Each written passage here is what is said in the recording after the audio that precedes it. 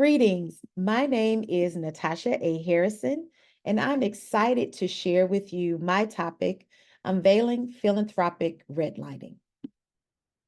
I am the president and CEO of CommunityBuild Ventures, a pro-Black consulting firm committed to eliminating racial disparities by developing powerful, impactful, and racial equity-driven leaders and organizations.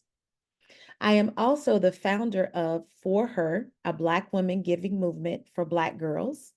We are a giving circle committed to supporting Black girls who are survivors of sexual exploitation and trafficking.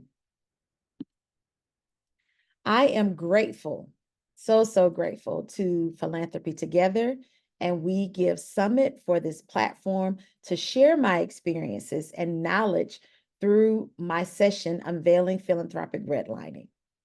My intentions are to share the definition of philanthropic redlining, share some key data points for us to be curious about, and key actions to intervene and prevent philanthropic redlining in your giving. Did you know? Did you know only 7 to 8% of foundation funding from philanthropy goes to Black, Indigenous, people of color, and a minuscule 1% to the Black community? Also to note, many Black leaders need to supplement their nonprofit income with additional jobs due to financial constraints.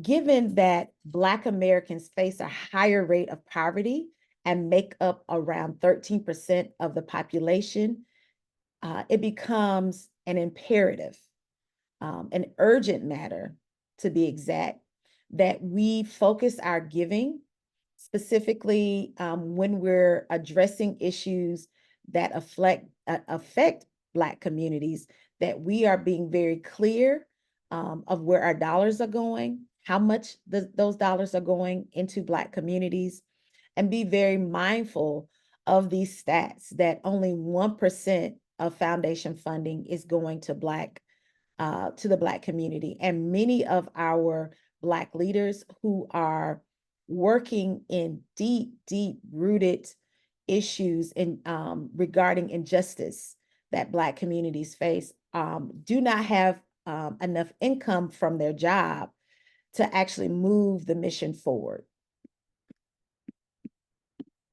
So why is that so? Why do we see these statistics around our giving, and particularly in the Black community and also Black leadership? This brings us to philanthropic redlining. It is a discriminatory practice of an equitable distribution of philanthropic funds combined with neglect of justice-centered Black-led institutions, fueled by discriminatory notions that Black-led institutions are ineffective, inferior, and fraudulent. So let's have a moment for you to really look at this definition of philanthropic redlining. What words or phrases come up for you?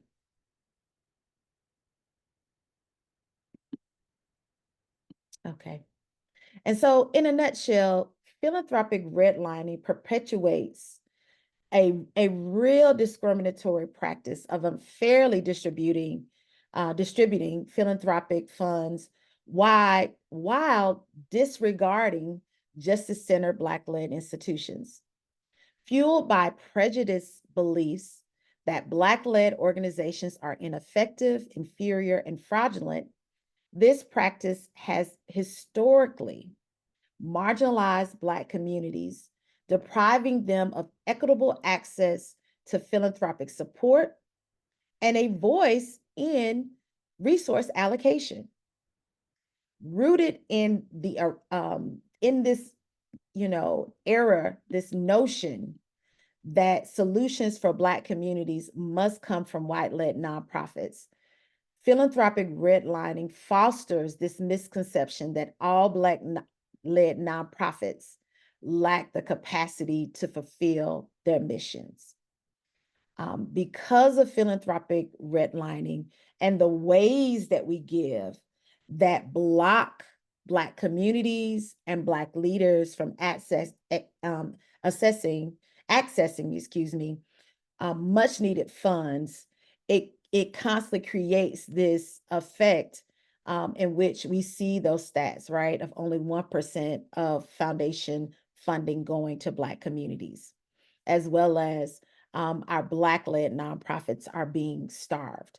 And they are, by and large, working towards Black-led solutions in their communities.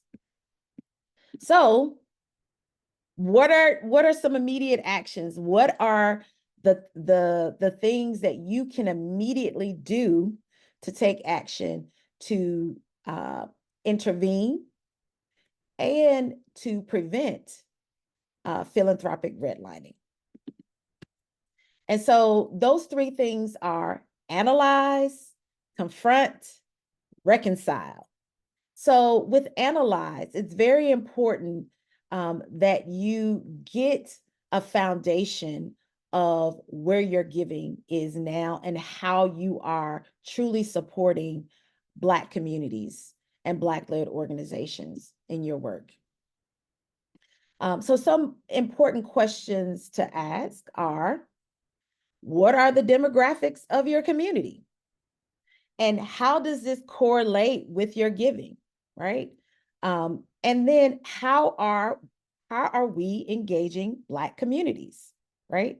So being very mindful to understand, to analyze where you are now, what are the demographics of the community, how does your giving correlate with those demographics, and how are you engaging Black communities? The second action is confront, right? And so when we, often when I think about racial equity, I often tell people that when you are on this journey towards racial equity, it's going to require a lot of confrontation, right? Because we're moving in a new and a different way, right? And so what that means is I have to look at our practices and policies. And, what are the practices and policies that block Black communities and organizations from receiving funding? And how does your giving demonstrate trust in BIPOC or Black-led organizations?